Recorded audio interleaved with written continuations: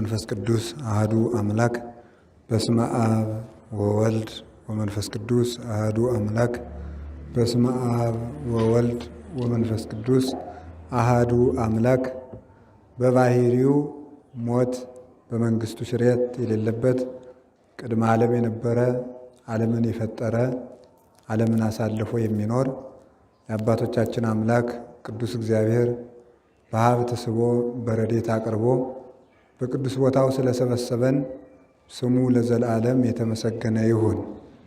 እናታችን ቅድስት ድንግል ማርያም ወላዲት አምላክ እግዚአብሔርን የወለደችልን ቅዱስ ሥጋውን የቆረሰበት ክቡር ደሙን ያፈሰሰበት ቅዱስ መስቀሉ ቅዱሳን መላእክት፣ ሐዋርያት፣ ሰማዕታት፣ ደናግል፣ መነኮሳት፣ ቅዱሳን እግዚአብሔር ያከበረው ስማቸው የተመሰገነ ይሁን። በረከታቸው ይደርብን። የተከበራችሁ ሊቃውንተ ቤተ ክርስቲያን፣ መምህራን፣ ካህናት፣ ዲያቆናት፣ የእግዚአብሔር ቤተሰቦች አንድ አምላክ በሚሆን በአብ በወልድ በመንፈስ ቅዱስ ስም እንደምን ዋላችሁ? እንደምን ሰነበታችሁ? እንደምን አመሻችሁ? ኃጢአታችን ይቅር ብሎ በቅዱስ ቦታው የሰበሰበን አምላካችን ስሙ የተመሰገነ ይሁን። ለቅዱሳን እለ ውስተ ምድር ተሰብሐ ኩሉ ስምረትከ በላዕሌሆሙ፣ በምድር ባሉ ቅዱሳን ፈቃድህ ተመሰገነ፣ ተከበረ፣ ተገለጠ ተብሎ ይተረጎማል። በምድር ላይ ባሉ ቅዱሳን ፈቃድህ ተገለጠ። ያኛው ግን እናንተ የምታነቡት አማርኛው መጽሐፍም ቅዱስ በምድር ባሉ ቅዱሳን ፈቃድህ በእነሱ ላይ ነው ይላል። አንድ ነው። በምድር ላይ ባሉ ቅዱሳን ፈቃድህ ተገለጠ። መዝሙር 15 ቁጥር 3 ላይ ይሄ መዝሙር 15 በይንተርሱ ነው። ከቅዱስ ዳዊት ከአርስቶቹ አንዱ በይንተርሱ ነው። ስለ ራሱ ማለት ነው። ስለ ራሱ ከሚመደቡት መዝሙራት ውስጥ ገብቶ ይመደባል ማለት ነው። መቼ ነው የዘመረው ሲባል በሳኦል ጊዜ ነው የዘመረው። በሳኦል ጊዜ ዘምሮታል። ሲጀምር እንዲህ ብሎ ይጀምራል። እቀበኒ እግዚኦስ መኪአከ ተወከልኩ፣ አቤቱ ባንተ ታምኛለሁና ጠብቀኝ ብሎ ለእግዚአብሔር እግዚእየ አንተ፣ እግዚአብሔርንም አንተ ጌታዬ ነህ እለዋለሁ ይላል። እግዚአብሔርን አንተ ጌታዬ ነህ እለዋለሁ። አቤቱ በአንተ ታምኛለሁና ጠብቀኝ። እግዚአብሔርን አንተ ጌታዬ ነህ እለዋለሁ።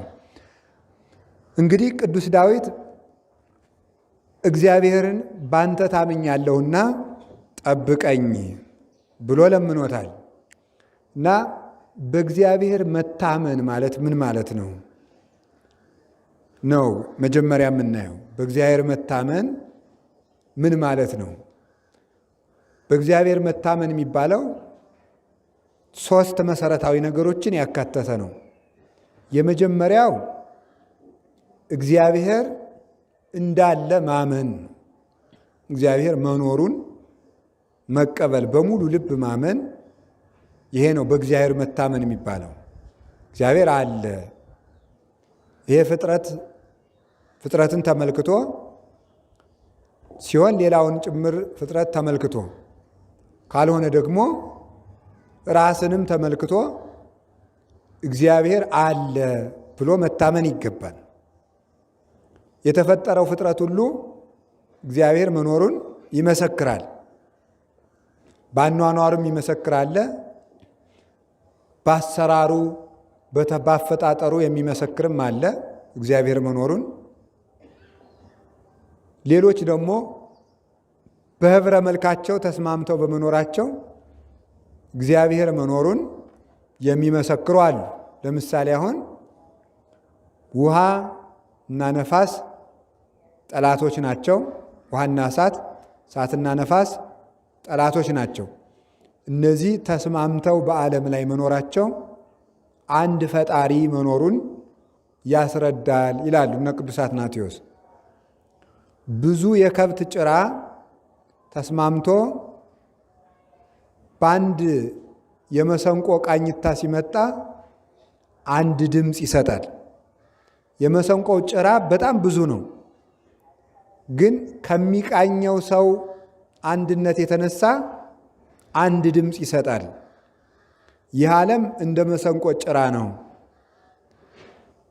ታዲያ ይሄ የመሰንቆው ብዙ ጭራ ሲሆን ተስማምቶ አንድ ድምፅ እንደሰጠ ዓለም ብዙ አይነት ተፈጥሮ እያለው በስምምነት መኖሩ መሰንቆን የሚቃኝ አንድ ፈጣሪ እንዳለ ያስረዳል። መሰንቆ ይህ ዓለም ነው፣ ጠቅላላው የሚቃኘው እግዚአብሔር ነው። ሰው ከሰው ስለተጣላ ፍጥረት ስምምነት የለውም አይባልም። ክፋትን የሚያመጡትና አለመስማማትን የሚወልዱት አእምሮ ያላቸው ፍጥረታት ብቻ ናቸው። አእምሮ የሌላቸው ፍጥረታት ተስማምተው ነው የሚኖሩ። አእምሮ ካላቸው ፍጥረታት መካከል ሌላ የለም፣ ሁለት ናቸው፣ ሰውና መላእክት ነው። ስለዚህ ከመላእክት የተሰናከሉትና ከሰው የተሰናከሉት ነፃ ፈቃዳቸውንና አእምሮ ጠባያቸውን ተጠቅመው በዓለም ላይ መሰናከልን ያመጣሉ፣ አለመስማማትን ያመጣሉ። እነዚህ ወደው ያደረጉት ነው እንጂ ፍጥረት እንዳይስማማ እግዚአብሔር አድርጎ በመፍጠሩ ምክንያት የመጣ አይደለም ማለት ነው። ስለዚህ ፍጥረታት ተስማምተው በመኖራቸው አንድ እግዚአብሔር አለ የሚያሰኘው አእምሮ ያላቸው ሰዎች ፈቃዳቸውና አእምሯቸውን ተጠቅመው በሚያመጡት ሁከት ሳይሆን የማያስቡ ፍጥረታት አንዱ በአንድ ላይ ሳይነሳ 21ዱም ፍጥረታት ተስማምተው ይኖራሉ። እግዚአብሔር የፈጠረው ፍጥረት 22ና 22ኛው ሰው ነው። 21 የሚባሉት በየወገኑ ተቆጥሮ ማለት ነው። ለምሳሌ እጽዋት በየወገናቸው ይቆጠራሉ፣ እንስሳት በየወገናቸው ይቆጠራሉ፣ ሁሉም በየወገኑ ይቆጠራል ማለት ነው። ስለዚህ የፍጥረታት ተስማምቶ መኖር የሚባለው እነዚህ የተሰጣቸውን ግብረ ጠባይ አያፋልሱም። ሁሉም ፍጥረት ከተሰጠው ግዛን ብዝሂ ወተፋዝሂ ሰፊሂ ወተሳፊሂ ወይትታደዊ ሞሰንኪ ብሎ እግዚአብሔር ያዘዘው እስከ መጠንሽ ድረስ ስፊ፣ እስከ ልክሽ ድረስ ብዢ ተባዢ፣ ከዚህ በላይ ግን አትለፊ ብሎ እሳትንም ውሃንም ለክቶ እግዚአብሔር ሰጥቷቸዋል። እሳትንም ነፋስንም መሬትንም። መሬት ከመጠኑ አትጨምርም፣ ጠፈርም ከመጠኑ አይጨምርም፣ ውሃም ከመጠኑ አይጨምርም፣ ሌላውን ፍጥረት ከመጠኑ አይጨምርም። ከተሰጠው የሰዓት ገደብም የሚወጣ የለም። ለምሳሌ ሌሊት የአራዊት መሰማሪያ ነው። አራዊት ለሌሊት የተፈጠሩ አራዊት ቀን አይወጡ፣ ቀን አይታዩም። የሰው ልጅ ካልገፋቸውና ተፈጥሮ ካላስገደዳቸው በቀር ማለት ነው። ስለዚህ ፍጥረታት ተስማምተው በመኖራቸው እግዚአብሔር መኖሩን፣ ሐዘንና ደስታ በመፈራረቃቸው፣ ለክፉ ሰዎችም ሆነ ለመልካም ሰዎች ገደብ መኖሩ፣ ፍጥረት የሚገታበትና አቅም የሚያንሰው ነገር መኖሩ። ለምሳሌ ሰው አለመደሰት አይችልም፣ ሰው አለማዘን አይችልም። ሰው አለማዘን እንደማይችል አለመደሰት አይችልም። የሰው ልጅ አለመታመም አይችልም። በእውነት ማለት ነው። ለተወሰነ ጊዜ ሳይታመም ይቆያል እንጂ አለመታመም አይችልም። ሰው አለመሞት አይችልም። ሰው አለመተንፈስ አይችልም። ካልታመመ ወዶ አልተነፍስም ቢል ይሞታል። መተንፈስ የግድ የሚያስፈልግ ይሆናል ማለት ነው። ስለዚህ ሰው ከአቅሙ በላይ የሆኑ ነገሮች በሙሉ ከሱ በላይ የሆነ እሱን የፈጠረ ገዢ እንዳለበት ያስረዳል ማለት ነው። እና የሰዎች አቅመ ቢስነት፣ መሞት፣ ውስንነት፣ ሐዘንና ደስታ፣ ሕማም፣ ችግር፣ እነዚህ ሁሉ ስይን፣ እነዚህ ሁሉ ነገሮች ፍርሃት እግዚአብሔር መኖሩን የሚያስረዱ ናቸው። የምንፈራው ሲኦል ስላለ ነው። ደስ የሚለን ገነት ስላለች ነው። ነፍስ ውስጡን ታውቃለች። ሕሊና የኋላውን ነገር ያውቃል። ሰው በልቶ ጠጥቶ ለብሶ ተሹሞ አግብቶ ወልዶ ሀብት ንብረት አከማችቶ በዘመድ ከብሮ ቤት ሰርቶ ተመችቶት እያለ ድንገት ቀንም ሆነ ሌሊት ሐዘን ብልጭ ይልበታል። ይህ ሐዘን ሲኦል መኖሩን ሕሊናው እየጠቆመበት ነው የሚያዝነው። ሰው ሲኦል ባይኖር ባላዘነ፣ ሰው ገነት ባትኖር ደስ ባላለው ነበረ። ስለዚህ ይሄ ሁሉ ነገር እግዚአብሔር እንዳለ ያስረዳል። ባጭሩ ግን የዚህ ሁሉ ማጠቃለያ ሁላችንም እያንዳንዱ ነገር አገልግሎቱን የሚፈጽምበት ጊዜ አለ። ዛፍ የሚነቀልበት ጊዜ አለ። ውሃ የሚደርቅበት ጊዜ አለ። ዝናብ የሚታጣበት ጊዜ አለ። እንጨት የሚሰበርበት ጊዜ አለ። አራዊት የሚሞትበት ጊዜ አለ። ሰው የሚሞትበት ጊዜ አለ። ስራ መሆናችን ስራ ጸንቶ አይኖርም። እስከ ዘላለም ጸንቶ የሚኖረው ያልተሰራና ዘላለማዊ ነገር ነው። ስለዚህ መጥፋታችን ስራ መሆናችንን ያሳያል። ስራ መኖሩ ደግሞ ሰሪ መኖሩን ያሳያል ማለት ነው። ስለዚህ ስራ የተፈጠረው ፍጥረት ስራ መሆኑን አይቶ እግዚአብሔር መኖሩን በዚህ መረዳት ይቻላል። ለክፉ ሰዎችም ቅድም እንዳልኩት ክፉ ሰዎች በቀል ማግኘታቸው፣ ፍርድ ማግኘታቸው፣ ቅን ሰዎች ደግሞ የቅንነታቸውን ዋጋ ማግኘታቸው በእነሱ ጊዜ ባያገኙት በልጆቻቸው ያገኙታል። ቅኖችም ሆነ ጠማሞችም ሆነ ጠማሞችም የጥመታቸውን ዋጋ ኋላ የዘሩትን ያጭዳሉ። ሲያጭዱ በዓይናችን እንመለከታለን። ቅኖችም የቅንነታቸውን ዋጋ ሲያጭዱ በዓይናችን እንመለከታለን። ይህ ፈታሂ በጽድቅ ኮናኒ በርት የሆነ እግዚአብሔር እውነተኛ ዳኛ ስላለ ነው። ስለዚህ እግዚአብሔር አለ ብሎ ለልብ መንገር፣ ያንም በሙሉ ልብ መቀበል ሃይማኖት ይባላል፣ ወይም በእግዚአብሔር መታመን ይባላል። እግዚአብሔርን ደግሞ አለ የምንለው በጊዜ በቦታ ሳንወሰን ነው።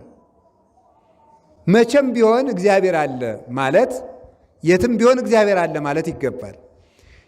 መቼም የምንለው በረሃብም ጊዜ፣ በጥጋብም ጊዜ፣ በጦርነትም ጊዜ፣ በሰላምም ጊዜ፣ በበሽታም ጊዜ፣ በጤንነትም ጊዜ፣ በማግኘትም ጊዜ፣ በማጣትም ጊዜ፣ በሞትም ጊዜ፣ በሕይወትም ጊዜ፣ ደጋግ ሰዎች በበዙም ጊዜ፣ ክፉ ሰዎችም በበዙ ጊዜ፣ በሁሉም ጊዜ እግዚአብሔር አለ ብሎ ማመን በእግዚአብሔር መታመን ይባላል። መልካም ወቅት ሲሆን እግዚአብሔር አለ፣ ክፉ ወቅት ሲሆን እግዚአብሔር የለም ማለትን በእግዚአብሔር አለመታመንን ያሳያል ማለት ነው። እሱን ነው የሚያሳየው ማለት ነው። ስለዚህ የትም ቢሆን እግዚአብሔር አለ ማለት በሰላም ቦታም፣ በሁከት ቦታም፣ በጦርነት ቦታም፣ በሰርግ ቦታም ቢሆን አንዳንድ ሰው ለምሳሌ ቤተክርስቲያኑ እግዚአብሔርን ያስበዋል።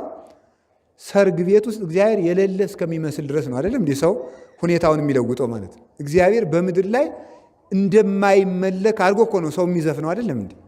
እግዚአብሔር እንደማይመለክ እንደሌለ፣ ለዚች ምድር ዳኛ እንደሌላት አድርጎ ነው ሰው ሲዘፍን፣ ሲበላ፣ ሲጠጣ፣ ሰው ሲያማ እግዚአብሔር መኖሩ እስከማይታወቅ ድረስ ነው። እና እግዚአብሔር የትም ቦታ መኖሩን ማመን ይገባል። ሕሊና ያን ነው መቀበል ያለበት በእውነቱ ማለት ነው። በቦታ ሳንወስን እግዚአብሔር ማመን። ለእግዚአብሔር የተከፈለ ቦታና ለሰይጣን የተከፈለ ቦታ የለም። ይሄ ቦታ የሰይጣን ስለሆነ ክፉ እንድንናገር የተፈቀደበት ቦታ ወይም ክፉ እንድንሰራ ለሰይጣን ተላልፎ የተሰጠ ቦታ የለም። የትኛውም ቦታ የእግዚአብሔር ነው እና ለእግዚአብሔርና ለሰይጣን የምንመድበው ቦታ መኖር የለበትም ማለት ነው። ያን ነው እግዚአብሔርን መታመን ተብሎ የተነገረው እሱ ነው። እግዚአብሔር መኖር፣ እግዚአብሔር ያያል። የትም ቦታ በእግዚአብሔር እጅ ላይ ነኝ። የትም ቦታ አንዳንድ መስሪያ ቤት ስትሄዱ ምን ይባላል መሰላችሁ? መስሪያ ቤቱ በተለይ ፎቅ ምናምን ከሆነ ስትወጡ ወደ አዲስ አበባ እንደዚህ ጎንደርም ይኖር ይችላል። መስሪያ ቤት እጅ ስለማላውቅ ነው። እና ምን ይላል? በካሜራ እይታ ውስጥ ነዎት ይላል። አይደለም እንዴ? ምን ማለት ነው? እንደዚያ ማለት በካሜራ እይታ ውስጥ ነዎት ማለት ሰርቃለሁ እንዳይሉ ነው። አንድ ዕቃ ቢያነሱ ዋ ይኸው እየታዩ ነው ማለት ነው። ስለዚህ ማለት ነው አሁን ሰው እንደዚያ ብሎ ሲያስብ አንዲት ነገር አይነካም ማለት ነው። እግዚአብሔር ግን የካሜራ ያህል እንኳን አልፈራ ብሏል። እዚያች ቦታ ካሜራ ስለምንፈራ አሁን ደግሞ በጣም አንዳንድ ዘመናዊ ሆቴሎች ደግሞ ምን መግጠም ጀምረዋል? አልጋው ቤት ውስጥ ካሜራ አለ። አልጋው ስለዚህ ሪሴፕሽን ላይ ያሉ ባለሙያዎች ሰው የተኛውን ሰውዬ እያዩት ነው ማለት ነው። ወደ ግራ ዘወር ስትሉ ካሜራው ብልጭ ይላል። እንግዲህ ተመልከቱ። ወደ ቀኝም ስትዞሩ ብልጭ ይላል። ስለዚህ ካሜራ እይታ ነኝ ብለህ ተጠንቅቀተኛ፣ ተጠንቅቀህ ውጣ። በጣም የሚያሳፍረው ደግሞ አንዳንድ በውጭ ሀገር የሚኖሩ ሆቴሎች ደግሞ መጸዳጃ ቤት ውስጥ ሁሉ ካሜራ ይገጥማሉ ማለት ነው። ይሄ በጣም ነውር ነው በእውነቱ ማለት ነው። ጭራሽ ሰውን እንዳይኖር ማድረግ ነው። እንደዚህ ስለሚሆን ሰው ከዚያ ተጠንቅቆ ነው የሚወጣው። ሲሄድ ሲራመድ ዕቃ እንዳይረሳ። አሁን ደግሞ ምን ያደርጋሉ? በዚያ ካሜራ ውስጥ ከመታየቱ የተነሳ አንዳንድ የቤት በሮች ደግሞ ሰውየው ዕቃ ሲረሳ መጮህ ይጀምረዋል። አሁን ማለት ነው የሚጮህ ዕቃ ረስተሃል ብለው የሚጮህ ማለት ነው። ስለዚህ በዚያ ቴክኖሎጂ ውስጥ መኖራችን ስለምናይ አሁን እያንዳንዱ ሰው ተጠንቅቆ ነው። ከዚያ በላይ በእግዚአብሔር እይታ ውስጥ ነን ብለን ማሰብ አለብን።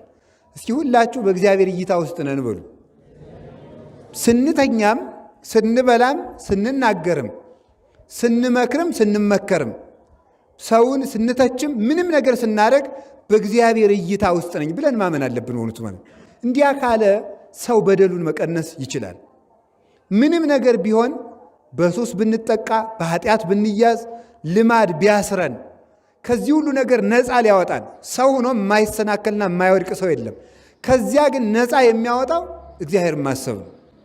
እግዚአብሔርን መኖሩን ስናስብ እግዚአብሔር ሲታየን ያን ጊዜ ነፃ እንወጣለን። ሁሉም ነገር እግዚአብሔር እያየኝ እንዴት ይህን ነገር እንሰራለሁ ብለን ነፃ መውጣት እንችላለን።